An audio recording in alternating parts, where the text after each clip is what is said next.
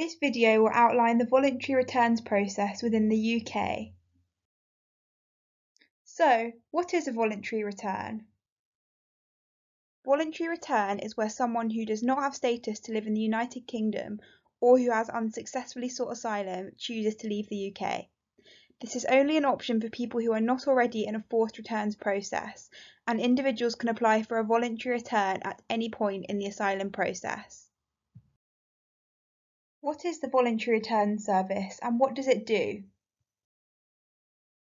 The Voluntary Return Service, or VRS, is a unit of the Home Office that offers support for those who have decided they would like to return to their home country.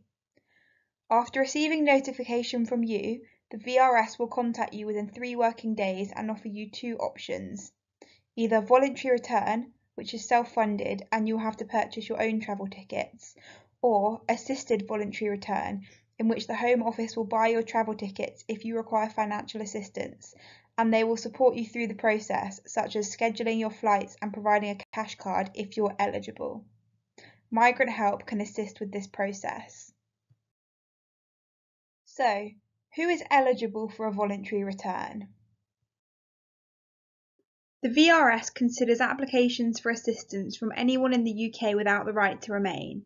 It also considers applications from those who have claimed asylum or are in the asylum claiming process, as long as they have not served a prison sentence of over 12 months. EEA nationals are now eligible whether or not they are considered to be victims of trafficking. But what happens if there are children in my household? You are still liable to be removed from the UK if there are children in your household. The Home Office will attempt to work with you and your family, discussing the options through. There are 3 key options.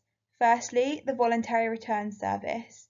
Secondly, Required Return, where you will receive a 2-week notice of return and will have to prepare yourself and your children for return. And thirdly, Insured Return. A panel will advise the most appropriate way for return to safeguard children. However, Migrant Help can help you by providing you with more information and support about the process.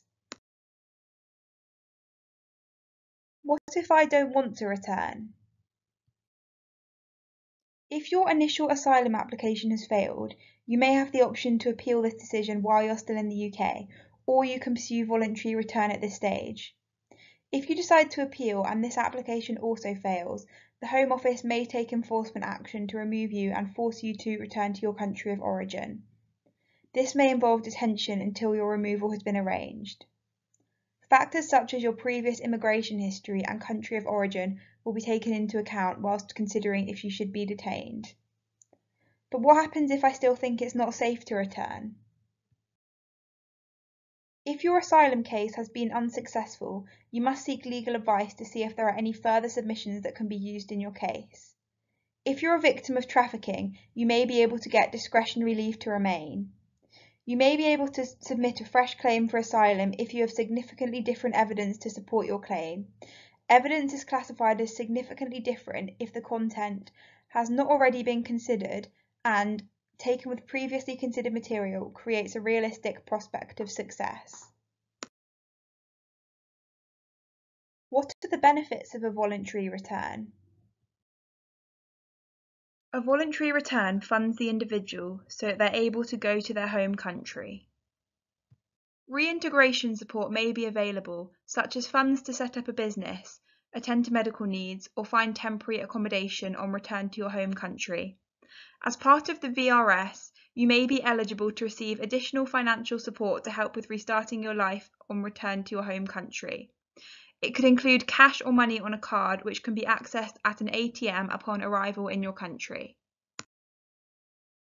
What support is available? Call the number on the screen to contact the Voluntary Return Service or go to www.gov.uk/returnhomevoluntarily. You can also get in contact with Migrant Help for further information and support.